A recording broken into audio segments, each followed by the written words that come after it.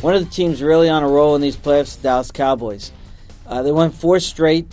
3 of those were against teams in the playoffs. Twice, of course, against the Eagles, and once against the Saints, ending the Saints' perfect season.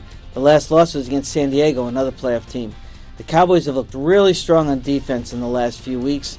They're getting a pretty good pass rush. They're getting good coverage, which they weren't getting in the secondary previously.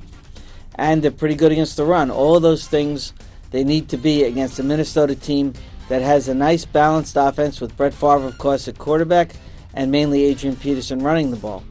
What we might see here is the offensive line of the Vikings, which has sprung some leaks late in the season, being really tested by what the Cowboys can do on defense, particularly DeMarcus Ware and Anthony Spencer coming from the outside as linebackers. This game is also going to be a very noisy game. The Metrodome can get very, very loud for visiting teams, and Tony Romo has to show he can deal with that kind of adversity and that kind of a challenge. I think he can.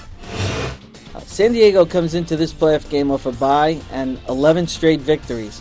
The Chargers clearly were the hottest team in the league at the end of the season, including the teams that had some long streaks of being undefeated before they lost games, meaning the Saints and the Colts. The Jets, they kind of staggered around in the regular season, but they got some breaks late on when they played Indianapolis and Cincinnati, 2 teams that didn't go all out in those games. But then the Jets erased any doubts that they didn't belong in the playoffs with the way they handled the Bengals in the first round in Cincinnati. A very strong performance by 2 of their rookies, the quarterback Mark Sanchez, who didn't make any mistakes, and running back Sean Green, who was the star of the game.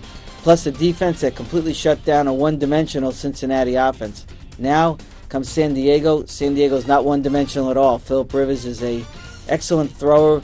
He's a great leader. He's got a real strong core of receivers, but he also has LaDainian Tomlinson and Darren Sproles in the backfield and a pretty good offensive line. That's going to be a tremendous test for a team that Coach Rex Ryan says should be the favorite to win the Super Bowl.